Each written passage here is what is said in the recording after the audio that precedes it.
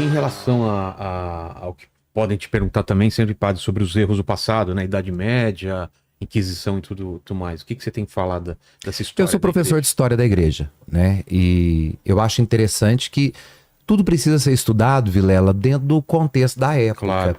Quando nós separamos a história da igreja do contexto da sociedade do Império Romano, da história do mundo, do período filosófico, do período teológico, nós vamos enxergar só a desgraça. É. Porque, de fato, foi uma instituição perversa neste período. Só que nós temos que entender quem é que praticava a perversão. Então, a igreja errou. A igreja errou pela perversão de quem estava no poder. E quem estava no poder não eram cristãos de verdade. Eram interessados em títulos e poderes que tinham sobrado do Império Romano e que a igreja agora distribuía de acordo com os clãs familiares. E essas pessoas, para receberem títulos, se batizavam, se autodenominavam cristãs para serem aceitas dentro das normativas que a igreja tinha agora e que tinha absorvido do Império Romano. Mas nós tivemos no trono de São Pedro, na cátedra de Pedro, ou seja, o bispo de Roma, o Papa, nós tivemos papas que nunca acreditaram em nosso Senhor Jesus Cristo. O quê? Estavam ali apenas por título. Chegaram ao trono de Pedro por conta de política. Se batizaram para poder ter títulos. Por isso nasciam as aberrações. Então nós não podemos dizer a Igreja Católica. Nós estamos falando de 2000 anos de história. Você quer falar de qual período? Idade Média? Vamos falar de 500 anos, 400 anos de Idade Média, 600 anos? Vamos delimitar o espaço? Porque a Igreja não foi durante 2000 anos o que ela foi na Idade Média. Então nós temos que entender, e aqui a razão é fundamental. Porque a igreja de Jesus Cristo, que nasce com Cristo a partir dos apóstolos e da sucessão apostólica, é a mesma igreja que está viva hoje. Pedro está vivo em Francisco, assim como os 12 apóstolos estão vivos nos bispos. É a mesma igreja. Eu não posso dizer que esta igreja é a mesma que cometeu tudo o que aconteceu na Idade Média, porque ela não está presa na Idade Média. Nós temos 2000 anos. A Idade Média foi um passado da igreja, corrompido por poderes que em momento nenhum se interessavam por Deus. Se interessavam pela política e por títulos humanos. E para o contexto filosófico, social e político da época, era interessante.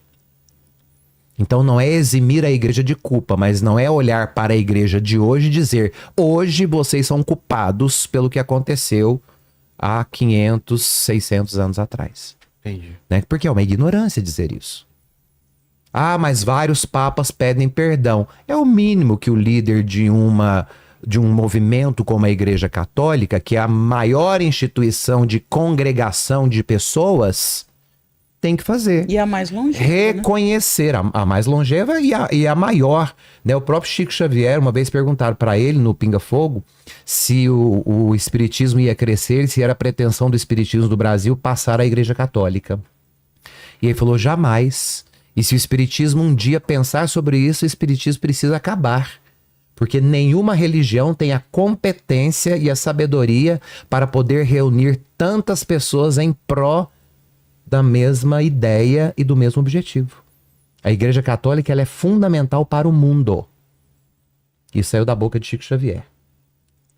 Que eu falo Chico Xavier porque é o grande nome do espiritismo no Brasil, na América Latina, e se tornou mundialmente conhecido. O povo às vezes me chama de espírita, me chama de macumbeiro, porque eu transito nesse mundo. Então, se a gente tirar a razão das coisas, Vilela, a gente vai entrar na ignorância total. Então, por que eu digo que a igreja, e defendo com unhas e dentes, a igreja é do Espírito Santo? Porque nós, homens, não conseguimos destruí-la até hoje. Isso é verdade. Apesar de tudo, ela está... Apesar de nós, ela está viva, porque ela é do Espírito Santo, ela não é nossa. Entendendo igreja no conceito amplo, né? No conceito de igreja, corpo místico de Cristo, não templo. E não religião específica. Não religião, não. A igreja. Outra coisa também tem bastante discussão em relação à Igreja Católica, principalmente com os evangélicos, é em relação à idolatria, né? Em relação à adoração a figura da Virgem Maria. Uhum. Tem muito atrito e muita divergência em relação a isso, né? Qual que é a posição de vocês? A igreja resolveu essa questão no século IX. Essa crise foi no século IX, Já? quando os gregos ortodoxos, século- os cristãos do Oriente, falaram para os cristãos do Ocidente, latinos, do Império Latino, que eles não podiam mais cultuar as imagens dos santos na figura das estátuas, como era costume romano. Entendi. Porque os romanos tinham estátuas, Sim. os gregos tinham pinturas bizantinas, mosaicos. Então, os cristãos do Oriente faziam quadros pintados com ouro, com arte mosaica. É o período bizantino que ficou. Já os cristãos do Ocidente absorveram do Império Romano a criação de estátuas. E da própria Grécia, né? E a Grécia, que Com também suas teve isso. esculturas, enfim. Mas o cristianismo grego era o cristianismo da pintura bizantina. O cristianismo latino foi das imagens das estátuas romanas, que representavam as pessoas que morriam em testemunho de amor e fé pela igreja. Então os gregos questionam os latinos. Vai ter um concílio para definir sobre isso. É uma crise iconoclasta. Ah, é? Teve um concílio só para isso. E no concílio resolveu-se, definiu essa fé. As representações dos santos e da Virgem Maria no Oriente permanecem como pintura, como ícone, porque ícone em grego significa rosto, Sei. face. Então, para eles, o ideal era fazer pintura, os ícones, e não fazer as estátuas romanas conforme o Império Romano ensinava. E para o Ocidente ficou definido, não, vocês aprenderam a fazer estátuas no Ocidente, continuem fazendo estátuas. É uma definição conciliar, social. Por quê? Porque o Ocidente estava acostumado com estátuas, o Oriente com pinturas. Então a igreja faz essa enculturação. E a ideia de adoração é um equívoco que também já foi resolvido em concílios muito antes da Idade Média. Os cultos de latria, eles vão ser divididos.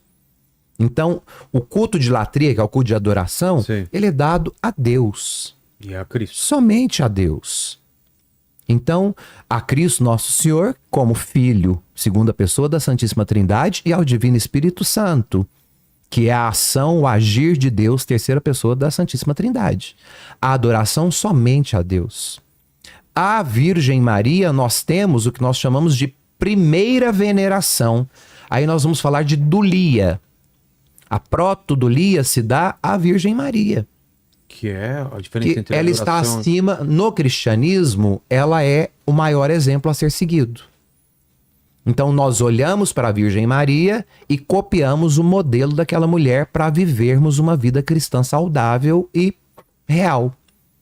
E depois dela, os que vieram, os apóstolos, os mártires, os santos próprios do tempo. Então nós não adoramos essas pessoas. Você tem alguma foto do seu pai ou de alguém que você admira? Sim. E toda vez que você vê essa foto do seu pai, isso não remete a você às competências, às características? A memória. O caráter dele? Sim, mas eu não... E isso não te mobiliza a ser Eu não uma pego pessoa... a imagem de Santo Antônio e faço alguma coisa para casamento, por exemplo. Não faço Justamente, porque isso não é faço para isso com a Santo foto do Antônio. meu pai, assim.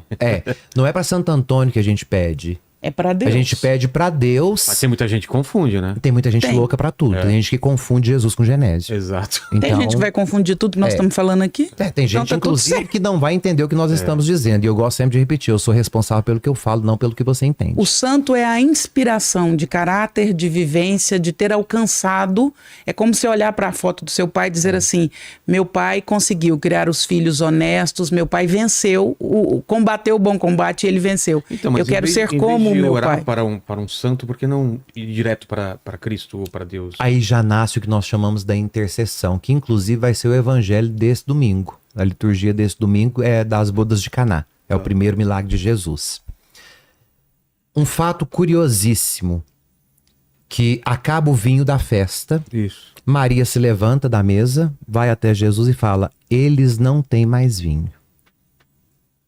E Jesus olha para ela e fala: o que que eu tenho a ver com isso? Tô de boa aqui. É, Porque a minha hora não chegou. Maria se recolhe. Jesus continuou comendo? Não. O que ele fez? Transformou água em vinho. Por quê? Pelo pedido da mãe. Intercessão. Eu posso ir direto a Jesus? Eu não tenho as virtudes da Virgem Maria, Vilela. Mas se você quiser tentar. Mas você pode tentar. Eu não me sinto digno. Eu preciso de quem tem méritos para isso. Mas ninguém vem ao Pai senão... Se não por mim, sem dúvida. Por isso que eu olho para Maria e peço para copiar o exemplo dela e ter um coração como o do filho dela. A senhora me ensina a amar o seu filho, porque se alguém sabe o que é amar Jesus, é a mãe dele. Se eu te pedir algo muito precioso aqui do seu estúdio, talvez você vai ter dificuldade de me dar.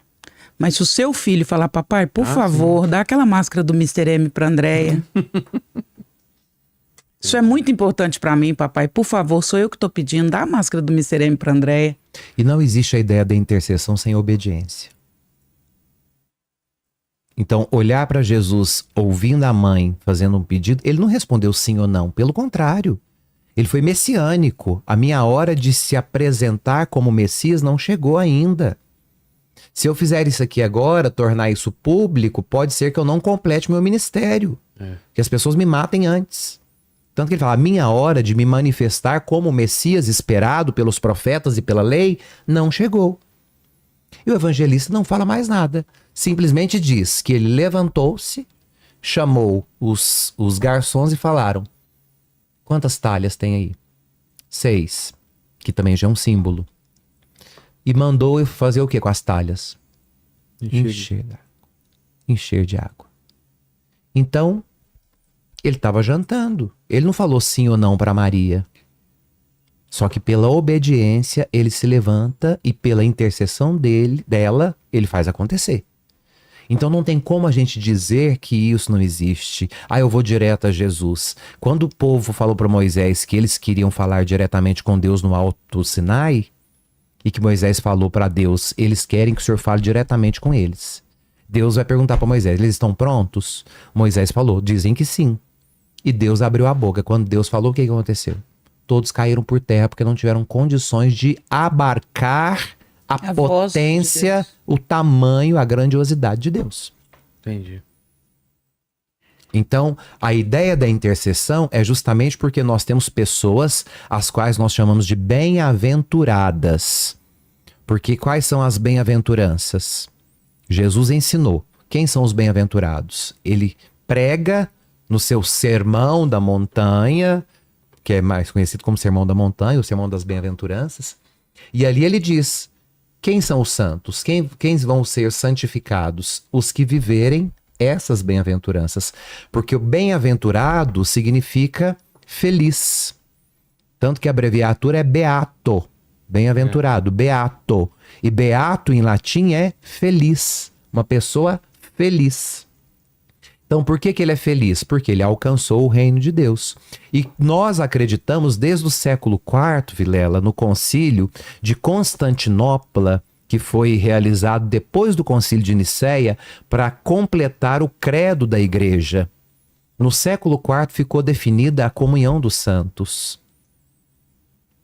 Nós estamos falando do concílio de Constantinopla, onde se define que cremos na comunhão dos santos, naqueles que viveram a nossa carne, mas foram justificados e já estão diante de Deus. E por estarem diante de Deus, contemplando Deus na sua onisciência, onipresença e onipotência, podem, por meio do olhar de Deus, olhar por nós. Porque eles já estão na igreja triunfante. E eles intercedem pela igreja militante que somos nós. Enquanto nós que estamos vivos, rezamos pelos mortos, que é a igreja padecente.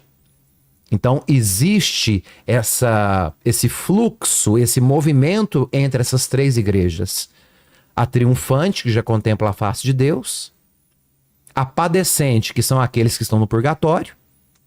E a militante, que somos nós que peregrinamos pela vida. Por esse mundo. Por isso ainda militamos ainda no mundo. Então nós intercedemos pelos que padecem, nós rezamos pelos mortos. Daí nasce a tradição de rezar pelos mortos. Nós rezamos pelos que padecem. Já os que estão glorificados, que já estão triunfantes, rezam por nós que militamos. para que a gente alcance o que eles alcançaram.